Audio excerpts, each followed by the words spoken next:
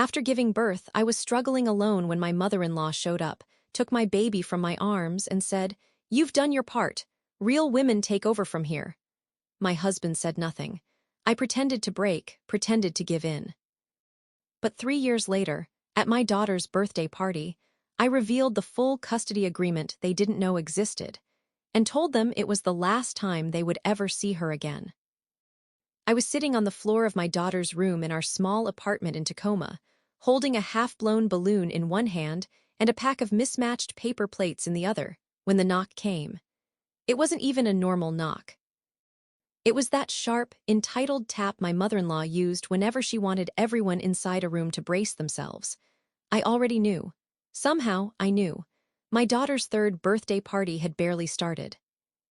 Kids from her daycare were running around the living room, frosting already smeared everywhere. I'd planned it all myself. My husband, now ex-husband, technically, was supposed to just show up and smile. He wasn't even good at that.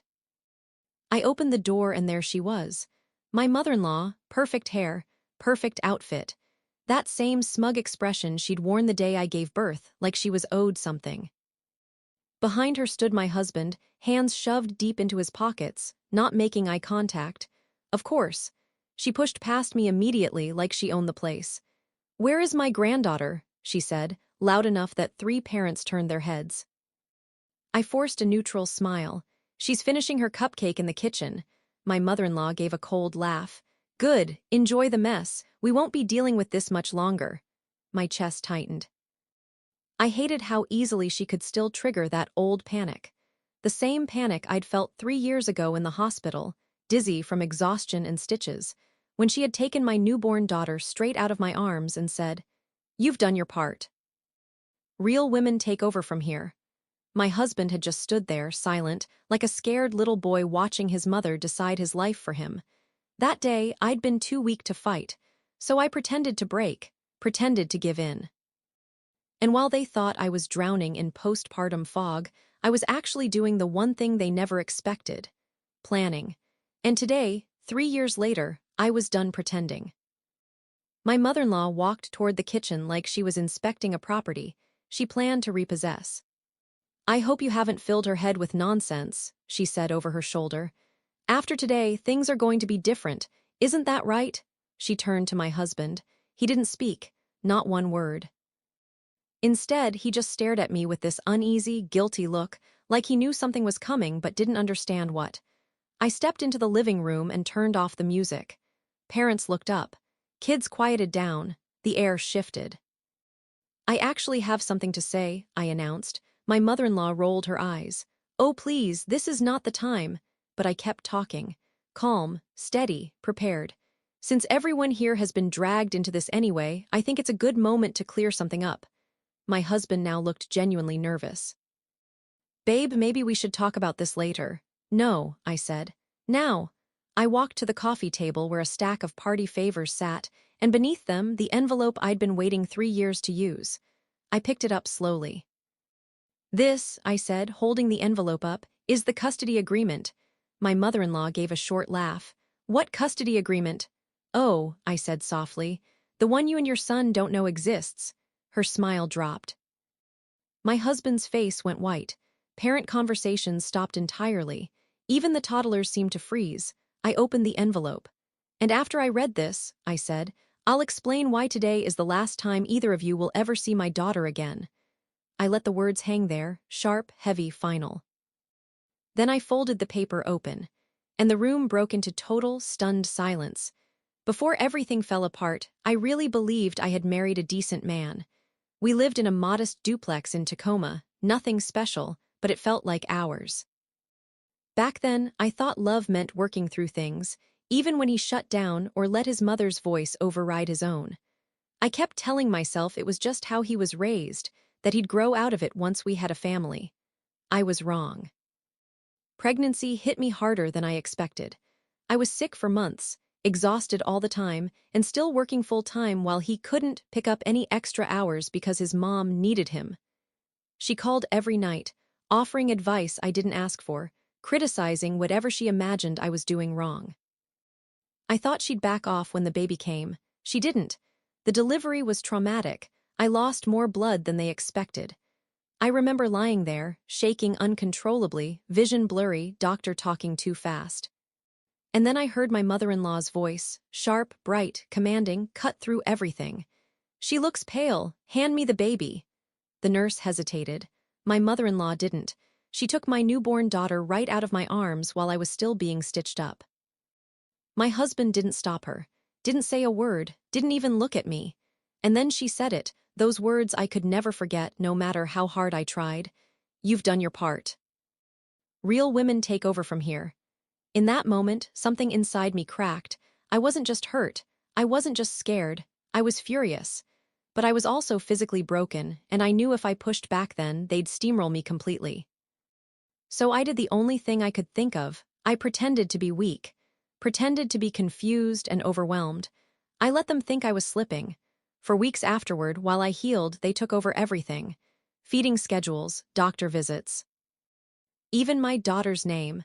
My mother-in-law started calling her by a nickname I hated and told everyone it was what we chose. My husband distanced himself even more. He worked longer shifts but never contributed more than a few minutes of actual help. If his mother said something, he agreed. If I asked for support, he said I was too emotional. But here's what they didn't know. While they were trying to push me out, I was quietly documenting everything. Every time she undermined me.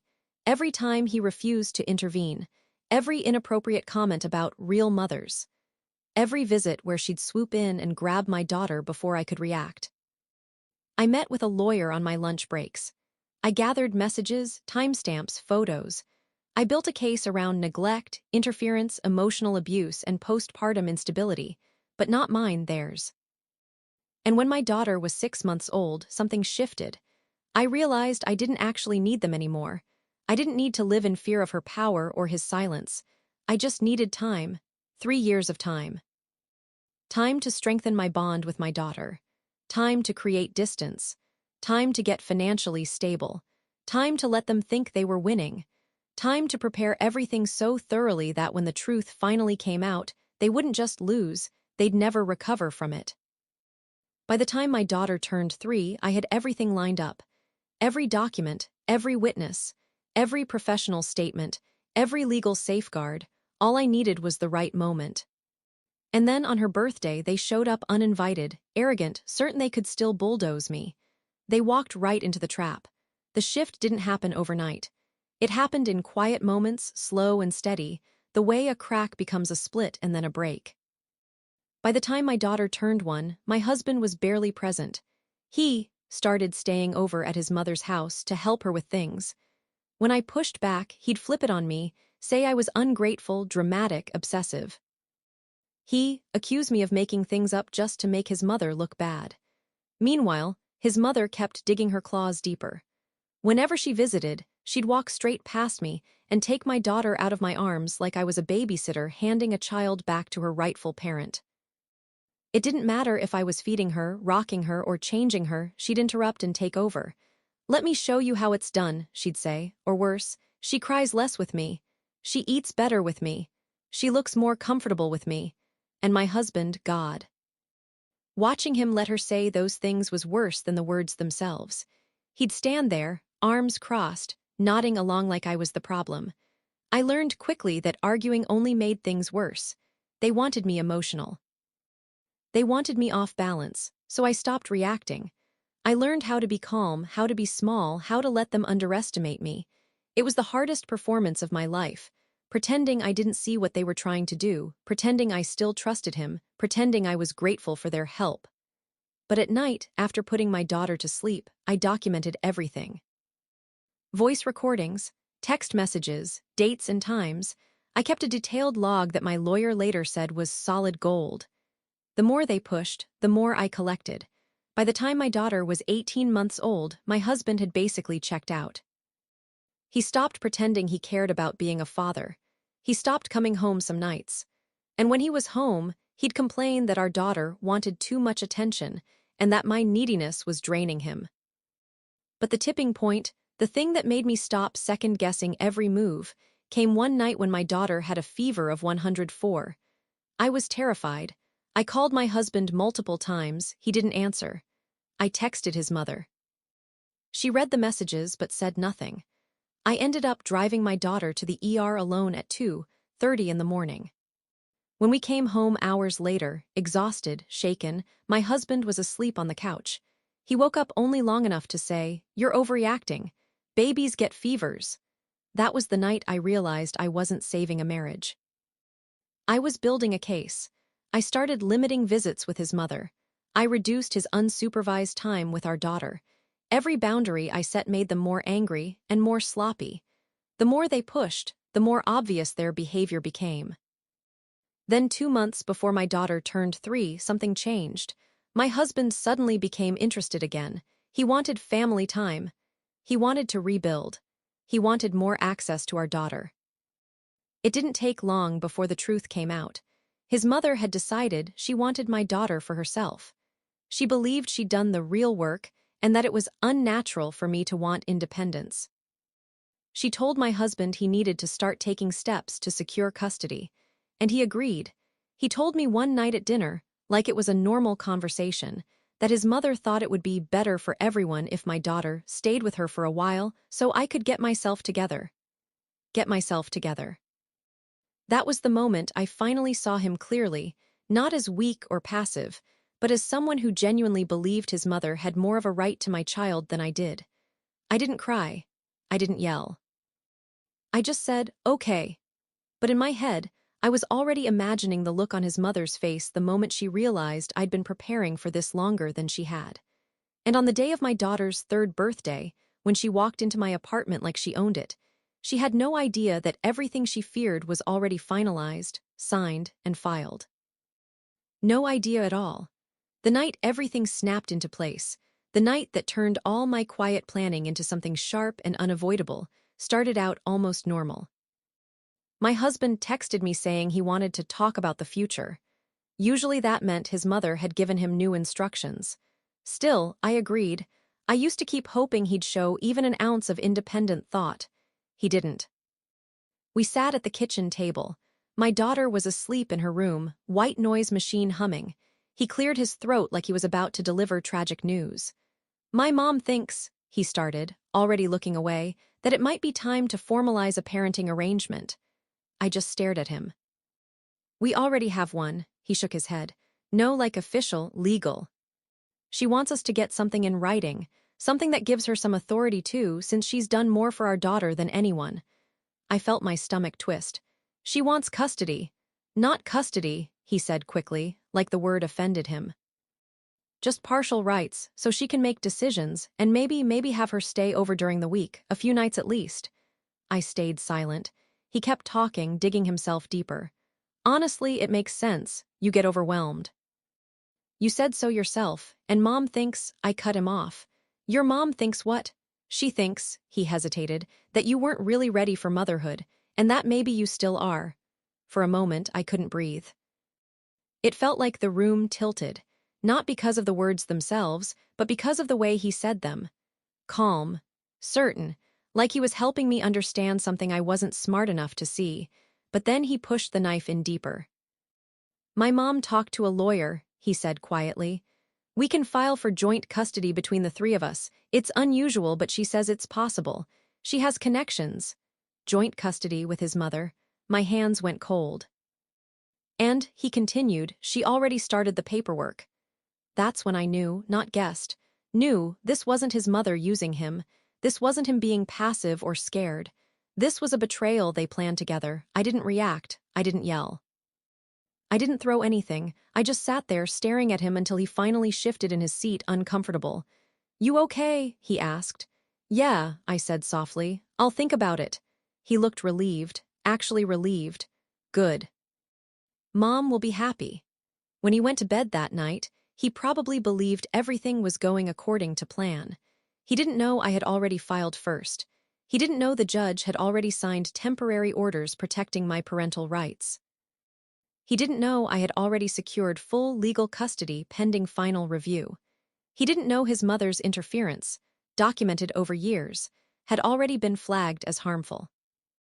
He didn't know about the family therapist's report, the pediatrician's statement, or the written testimonies from neighbors and daycare staff. He didn't know that the lawyer his mother bragged about. I had already contacted that office months earlier and learned she had wildly exaggerated her connections. And he definitely didn't know the biggest blow of all. He had already been legally served, he just didn't understand the papers he signed. I'd slipped them into a stack of refinance documents he was too lazy to read. He initialed every page. He had unknowingly surrendered his claim. He had unknowingly agreed to supervised visitation only, 4 hours a month. On neutral grounds, with a court monitor present. And his mother, she had zero rights, not visitation, not decision-making, not even the ability to request updates. They were both already legally shut out. He thought he could blindside me, but I had already buried him with his own signature. And he still didn't know, not until my daughter's birthday party, not until the envelope, not until that moment. After that night at the kitchen table, the night he told me his mother wanted joint custody of my child, something in me shifted permanently. I stopped pretending I was trying to save the relationship. I stopped hoping he'd wake up and put our daughter first. I stopped giving him chances he didn't deserve. And I started preparing for war.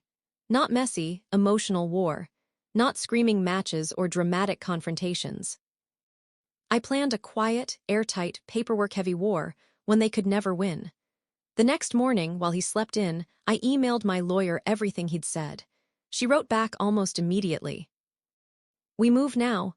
Within a week, I had every document updated, notarized, certified, and filed. The judge reviewing our case requested more detail, so I submitted 3 years of documented interference. I had everything.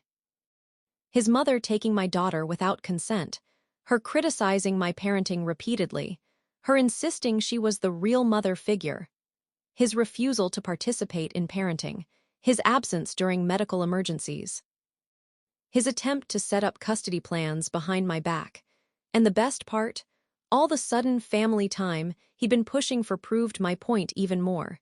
He had no interest until his mother demanded it. My lawyer was brutal in her efficiency. She lined every piece up like dominoes. By the time my husband and his mother thought they were getting their case together, mine already had momentum. The judge saw a disengaged father, an over-controlling grandmother, and a mother who had been the only stable caregiver since day one. It wasn't even close, but I didn't just rely on the legal angle. I wanted them to walk straight into the consequences, so I made myself pleasant, cooperative, agreeable. When his mother criticized my cooking, I nodded. When she insisted on visiting, I welcomed her. When she took my daughter out of my arms, I smiled. When my husband said I was finally listening, I acted grateful. When he mentioned overnight visits at his mother, I said, maybe, all while documenting every word. I made them believe they were winning, so when the truth hit, it would land harder. 2 months before the birthday party, my lawyer sent the finalized custody agreement for my signature. Full custody granted to me. Supervised visitation for him. 0 rights for his mother. A legally binding restriction against her attempting to remove my daughter from my care. I signed immediately. Then we waited. Quiet, patient, I didn't tell anyone. Not even my closest friend. I didn't want anger to cloud anything. I wanted to strike clean. But the key part of my plan, the part that would emotionally destroy them, came later. I scheduled the final ruling delivery date to coincide with my daughter's 3rd birthday week. Then I planned her birthday party myself. I invited daycare parents. I decorated the apartment. I baked cupcakes. I made sure it felt warm and safe and full of people who actually cared. And then I waited for them to show up. I knew they would. People like them always show up when there's an audience to impress. I also knew my mother-in-law wouldn't be able to resist making a scene. I even positioned the envelope on the coffee table before the party started, buried under the party favors, exactly where I planned to reach for it. Every detail was intentional. Every moment was set up. Every path led to the same end, the reveal, the collapse, the end of their control. The only thing I didn't fully expect, though maybe I should have, was how my mother-in-law reacted when the truth finally began to settle in. Because her panic wasn't confusion, it was recognition. It was the look of someone who realized, with absolute clarity, that I had beaten her at her own game, and that she had underestimated me so badly, she never saw it coming. The moment I pulled the custody papers from the envelope at the party, the room went so quiet it felt like the air itself pulled back. My mother-in-law froze mid-step, one hand still reaching toward my daughter's cupcake-smeared face. My husband looked like someone had unplugged his spine. But what happened next, the twist I didn't see coming, wasn't the panic. It wasn't the outrage. It wasn't even the shock. It was the look they shared, a single, silent glance between them. And I recognized it instantly, not because I'd seen it before, but because it told me something I hadn't known. My husband had been lying to her, too. She sucked in a sharp breath. "What is that supposed to mean?" she demanded, pointing at the papers trembling in my hand. "We never agreed to anything." "We did," I said, keeping my voice even. 3 months ago. When you both thought you were tricking me." My husband rubbed his face, avoiding her eyes. "Mom, just calm down. I was handling it." She snapped toward him. "Handling it? You told me you filed. You told me the lawyer said we just needed to wait. You told me she was the unstable one." Her voice cracked on the last word, out of outrage, not grief. And there it was, the second twist. The piece that made the whole puzzle tilt sideways. He had lied to her the same way he lied to me. I watched the realization hit her with a physical jolt, like someone shoved her. Her face turned red, then white, then something far more dangerous. "You said the court was on our side," she hissed, stepping closer to him. "You said you had already spoken to the judge. You said you were, don't make me say it out loud, strategizing." He threw his hands up helplessly. "I was going to fix it before it got this far. I just needed more time. More time, more lies, more manipulation." I had expected her to explode at me, to attack, to melt down. Instead, she turned on him. "You incompetent idiot," she spat. "You told me she was vulnerable. You told me she wouldn't fight. You told me she didn't have the resources or the intelligence to pull something like this off." She pointed right at me without looking at me. "You said she was weak." Her voice trembled with rage, not because she lost access to her granddaughter, but because she realized her son wasn't the strategic extension of herself she had always believed. He wasn't a partner, he wasn't a weapon, he wasn't even honest. He was just useful, or he had been, and now he was. My husband stared at the floor like a child being scolded.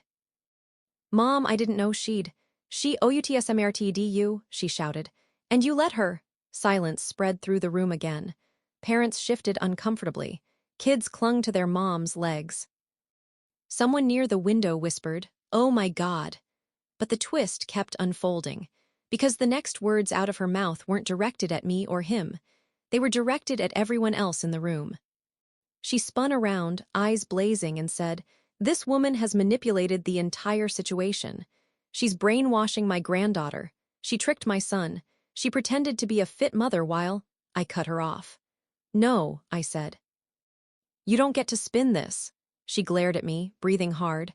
I walked a few steps closer, enough that she had no choice but to look directly at me. "I didn't manipulate anyone," I said. "You just assumed I was too broken to fight back." The room stayed dead quiet. But inside that silence, another truth clicked into place. My husband didn't just betray me with his mother's plan. He betrayed her by pretending to carry out her agenda while doing almost nothing behind the scenes. He betrayed us both. And now they were turning on each other. I saw it clearly, the unraveling, the blame, the cracks spreading between them. It was almost surreal watching them implode right there in front of a room full of parents and toddlers, frosting and balloons everywhere, like the world's most unhinged children's party. But it wasn't over. Because while they were busy tearing into each other, neither of them knew the full truth. They thought the custody agreement in my hand was the final blow. It was. The real ending, the one that would break them completely, was still coming. And I hadn't even spoken the worst part out loud yet. I thought the moment would feel triumphant. I thought watching them crumble would be enough. But standing there, custody papers in my hand, my daughter's party fallen dead silent, I realized something else. They still didn't understand why all of this had happened. Not the legal blow, not the timing, not the final cut. And before I ended it for good, I needed them to know. Because the truth, the real reason behind everything, was so much colder, so much uglier, so much more calculated than I had ever imagined when I first gave birth. It started a few weeks after my daughter turned 1. One night my mother-in-law slipped. Not verbally, not in an obvious way. It was just a moment, barely a hiccup, during one of her visits when she thought I wasn't listening. I was in the kitchen grabbing a bottle out of the warmer. She was holding my daughter, humming this off-key lullaby she claimed she used to sing to my husband. Then she said it, "I'm finally getting a second chance." Her voice was soft, almost tender, too tender. My daughter giggled, that little snorting laugh she made when something tickled her neck. My mother-in-law's hand stilled. She whispered, "I won't screw it up this time." I froze. This time, it stuck with me. It dug into me. It wouldn't leave. And over the next few months, she slipped again. And again. Little hints, little comments. Always about second chances. Always about doing it right this time. Always with an undertone that didn't make sense. Until I finally put the pieces together. And when I confirmed it, everything made sense. My mother-in-law didn't want my daughter because she loved her. She wanted her because she hated the way she raised her own son. She resented how he turned out, spineless, dependent, emotionally stunted, and she blamed herself. My daughter wasn't a grandchild to her. She was a do-over, a blank slate to mold. A chance to raise a child without mistakes. Someone who would be tied to her in a way her own son never was. It wasn't about love. It wasn't about family. It was about ownership, control, rewriting history. And when I found out, when I realized she saw my child as a replacement for her grown, broken son, I became dangerous to her. Because I stood between her and the one thing she believed would redeem her entire failed life as a mother. So she tried to push me out, little by little, day by day, undermining, criticizing, overriding, convincing my husband he was the stable one, the rational one, the one who deserved more say. But the worst part, the part that made my blood run cold when I finally learned it, my husband knew. He knew exactly why she wanted custody. He knew exactly what she said in private. He knew exactly what she planned to do. And he didn't stop her, not because he believed she deserved another chance, but because he didn't want to be a father to begin with. He told her, in texts I later recovered, that he never bonded, that he felt nothing, that he was just going along with it. He told her he was fine handing over the role. Fine becoming a weekend visitor in his own child's life. Fine letting his mother raise my daughter so he wouldn't have to. He didn't stay silent because he was scared of her. He stayed silent because he wanted out. He wanted freedom from responsibility, from adulthood, from fatherhood itself. My daughter was a person to them. To him, she was a burden. To her, she was a chance to erase her past. And to both of them, I was the obstacle that needed to be removed. That was the cruel truth. That was the reason. That was why they fought so hard to take her. And it was why I fought harder to stop them. So standing there in my living room, their faces drained of color, hands shaking, voices cracking, I said it out loud for the first time. You didn't lose custody because I'm spiteful. You lost custody because neither of you saw my daughter as a person. You saw her as a project, a fix, a second chance. A way to escape your own failures. My mother-in-law flinched like I'd slapped her. My husband whispered, "You weren't supposed to know." I took a breath, steady and sure. "But I do know, and now everyone here does too." The room felt colder. The walls seemed closer. The truth settled like frost over everyone watching. And then, because there was nothing left for them to hide behind, I said the final thing they never expected. "And this is why today is the last time either of you will ever see her." Their faces broke, but I wasn't finished. Not yet. My mother-in-law staggered back like the air had been punched out of her. My husband just collapsed into himself. Shoulders caved, eyes hollow. Like he finally realized there was no script left for him to follow, no mother to hide behind, no story he could twist his way out of. I held the custody agreement with one hand and pointed to the final page with the other. "This isn't negotiable. The judge already signed it. Your supervised visits start next month." Then I looked straight at my mother-in-law. "And you. You have none, not supervised, not unsupervised, not even virtual contact. She shook her head violently. No, no, you can't do this. She's my granddaughter. I cut in, calm and final. You deserve nothing. You earned nothing. And the court agrees. She opened her mouth again, but all that came out was this choking, shocked sound, like someone who'd gone their whole life believing they were untouchable and just discovered they were ordinary after all. My husband shot forward suddenly, grabbing the papers. There has to be some mistake. I didn't agree to, but then he saw it. His signature, page after page after page. He paled. I thought these were the mortgage forms, I shrugged. You didn't read them, just like everything else in your life. Someone near the back muttered, Jesus Christ, under their breath. My mother-in-law lunged toward me then, actually tried to snatch the papers out of my hand, but two daycare dads instinctively stepped between us. One of them held an arm out protectively. The other said, Ma'am, stop, you need to step back. The humiliation on her face was almost painful to watch, almost. She wasn't used to consequences. She wasn't used to anyone telling her no, and definitely not in front of an audience. I walked to the hallway, picked up my daughter, her sticky hands wrapping around my neck, and carried her back toward the group. Her little voice said, Mommy, what's happening? And I kissed the top of her head. Nothing you need to worry about, baby, I said, and I meant it. For the first time since she was born, she was safe. I turned back to my soon-to-be ex and his mother. You both treated my child like she was something you were owed. You tried to cut me out of her life because you thought I was weak. You tried to break me while I was still healing.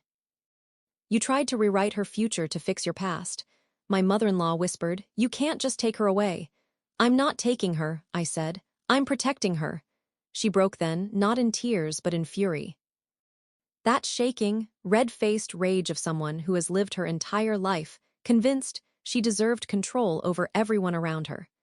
She screamed something incoherent, and one parent quietly ushered their kid into the hallway. My husband didn't scream, he just deflated, completely. His whole body sagged as he stared at the ground. So that's it, he said. I don't get to be her dad. You never wanted to be her dad, I said. You wanted to be your mother's son. He closed his eyes, and for the first time I saw the truth of him, not weak, not confused, just empty. A man who never wanted a child, never wanted a family, never wanted anything that required him to show up. And then it was done. I turned to the group of stunned parents and said, Thank you for being patient, everyone. The party's over. Please feel free to grab extra cupcakes on your way out. People started moving again. Slowly, quietly. A few parents squeezed my arm on the way out. One whispered, Good for you. When the door finally shut behind the last guest, I turned and found the apartment empty except for wrapping paper, half-popped balloons, and one small pink shoe someone had kicked off earlier. They were gone, for good. By court order, by legal consequence, by the kind of planning they never saw coming. My daughter looked up at me with frosting on her chin and said, Mommy, can we open my presents now? I smiled, the first real smile I'd felt in years. Yeah, baby, all of them. Later that night, after she fell asleep surrounded by new toys and birthday paper, I sat on the couch alone. Not scared, not unsure, just done. I had survived childbirth alone. I had survived the undermining. I had survived their plans to erase me. And in the end, I didn't just protect myself, I protected my daughter's entire future. It wasn't cinematic. It wasn't dramatic. It was legal, patient, relentless justice. And the best part, they never saw the moment coming when their power evaporated. My final thought before going to bed was simple, sharp, and satisfying. Next time they want a second chance, they can start with themselves.